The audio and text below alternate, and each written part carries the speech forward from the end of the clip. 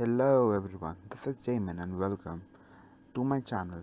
In today's video, I'll be talking about the Italian game, the opening, famous among the beginners, and we'll be discussing about various variation in here. So, the Italian game begins with e4 e5, knight f3, knight to c6, and bishop to c4. The point is to control the center quickly with your pawn and knight, and then put your bishop on its most dangerous square.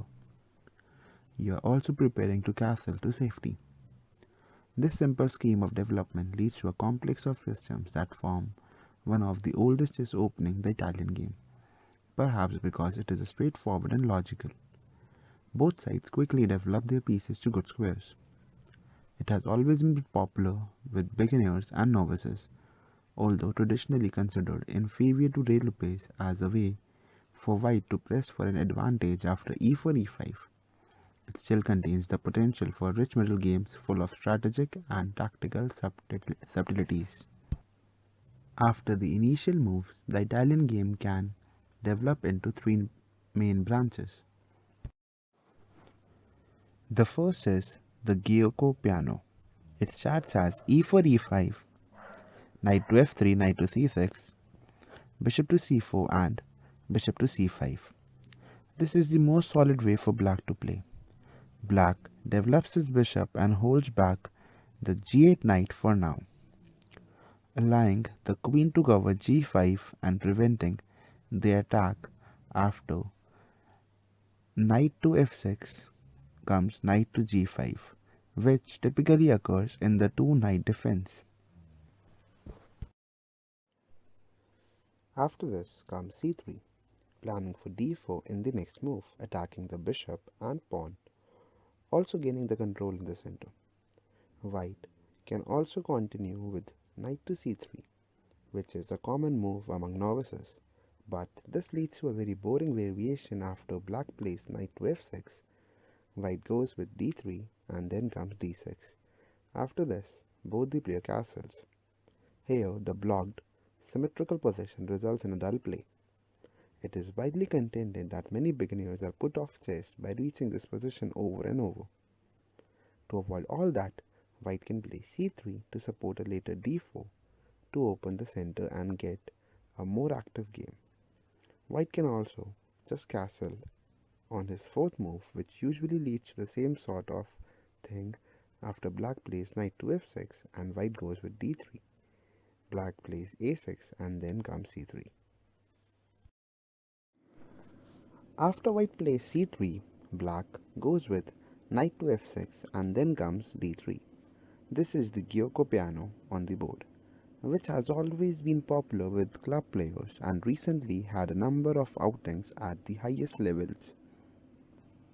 White's play is too quiet to be considered enough for a theoretical advantage, but leads to a complex strategical battles where the stronger player can often slowly outmaneuver their opponent. Black, of course, can fight for the advantage as well. Instead of d3, white can try for an immediate advance with d5, forcing black to give up his foothold on e5. Here, e takes on d4 and then c takes on d4. Instead of c takes on d4, white can also go for e5, which is met with d5, which is an important counter in these types of position. Black ignores the attack on his knight and counterattacks white's bishop, incidentally opening lines for his light squared bishop in the process. It's generally held that in symmetrical king-pawn opening, if black can get the move d5 in without penalty, he is usually doing well. Here, e takes on f6 and then d takes on c4. Then comes f takes on g7, attacking the rook, so rook moves to g8. And now comes c takes on d4.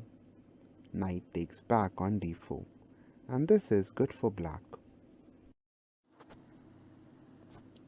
Coming back to the sixth move where, after black plays e takes on d4, white played e5. This seems good for black, thus Let's try. C takes on d4 attacking the bishop. Bishop b4, check. Bishop blocks on d2 and bishop takes on d2 check. Knight b takes on d2 and now comes d5, attacking the pawn and the bishop. E takes on d5, knight takes on d5 and queen to b3. Now comes knight to a5. Black has equalized comfortably, so this direct approach with an early d4 is not considered sufficient for an advantage. So coming back to the Giuoco Piano main line, after white plays d3, black plays a6, making a retreat for his bishop so that it doesn't get hit by a later d4 advance by white, which could cause him to lose time at an awkward moment. White castles, bishop back to a7, bishop back to b3. White wants to avoid the possibility of black exchanging this bishop by knight to a5, not only to keep the two bishops, but also because keeping the pieces on is a good strategy if you are trying to win a game. Now comes d6 and knight b to d2. Black castles. White has the option of playing d4 at the right moment, as well as bringing his knight to the king side by rook to e1 followed by knight d2, then f1 and then to g3, or knight d2, then f1 and then to e3. He also has possibilities to expand on the queen side with b4 and a4. However, black is very solid and has his own possibilities such as counter-attacking in the center by means of bishop to e6 followed by d5. So, this is the main branch of the Italian game and is known as the Giuoco Piano. The next main branch after the initial moves of the Italian game is the Ivan's Gambit. It starts as e4 e5, knight to f3, knight to c6, bishop to c4, and after black plays bishop to c5, white replies with b4. The pawn sacrifice with b4 is a brutal and direct attempt to solve the problem of the Giuoco Piano. White's difficulty is in bringing an early d4. The idea of the gambit is to lure the black bishop to b4, where the move c3 can be played with the tempo speeding up white's development and allowing the d4 thrust to be played while black is still moving his bishop around after bishop takes on b4. The gambit is invariably accepted as declining with bishop to b6 is considered much too passive. So after bishop takes on b4 comes c3. White essentially get the standard Giuoco Piano move c3 for free, as black is obliged to spend a move saving his bishop to a5, the standard retreat, keeping the bishop on the e1 a5 diagonal so that white's c and d pawn cannot advance immediately. Also, bishop to c5 is less popular because now white's next move comes with a tempo as well, that is d4. Then e takes on d4 and white castles. Whoa. In the Ivan's Gambit, there is no time for recapturing pawn. White's goal is rapid development and an attack on black's king before he can organize his defenses. The conservative bishop to e7 is also sometimes played, when white will also continue with d4. So, coming back to the main line, here white continues with d4, e takes on d4. The c pawn is spent and cannot recapture, but that is fine by white, who is aiming to get as many pieces to attacking position as quickly as possible. White castles. Now the rook will go to e1, the queen often goes to b3 or d5, the dark squared bishop to a3, all pointing towards black's king. Here black continues with knight g to e7, but if black decides to be too greedy to waste time capturing another pawn with d takes on c3, white can go for queen to b3 attacking the f7 pawn, to which black replies with queen to f6. Now comes e5 attacking the queen and queen goes to g6. And finally knight takes on c3. White has an enormous lead in the development. Now coming back to the normal line where black decides to go for knight g to e7 and do not capture the c3 pawn. White here replies with knight g5. Here white can also play c takes on d4, but black has a comfortable game after d5. So we are gonna go for knight to g5, to which black replies with d5, attacking the pawn and the bishop.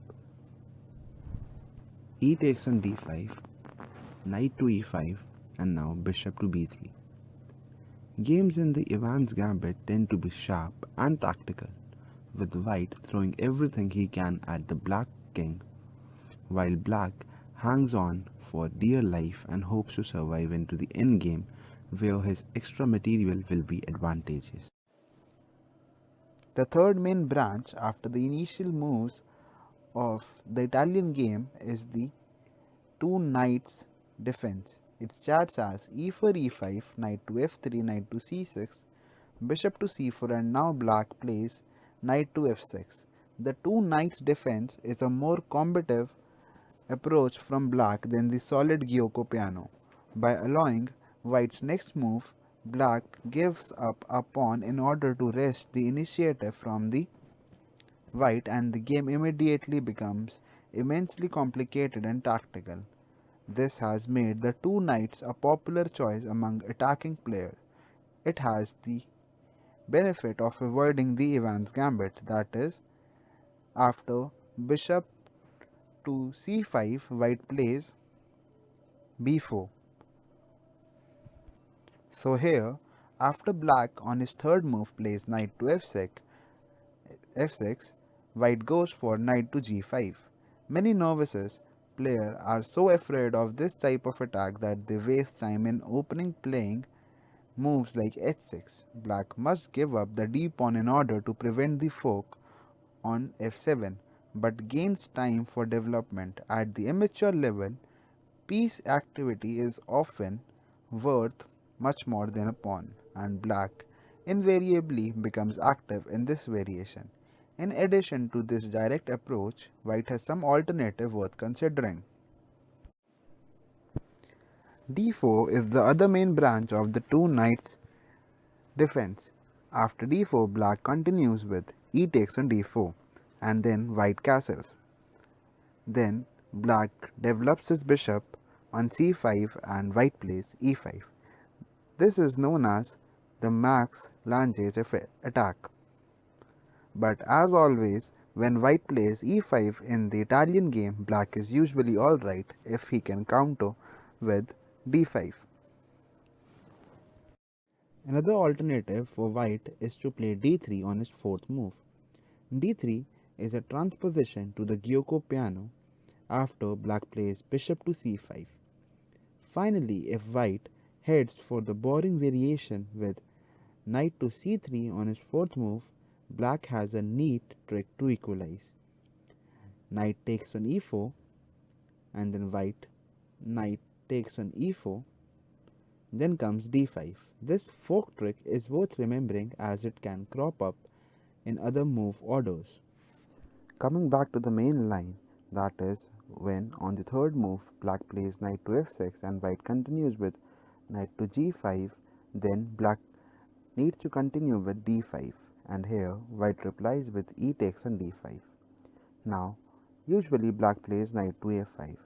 An alternative is the Fritz variation, that is, knight can also go to knight to d4, intending to meet c3, and to this black replies with b5, not caring about the knight but attacking the bishop.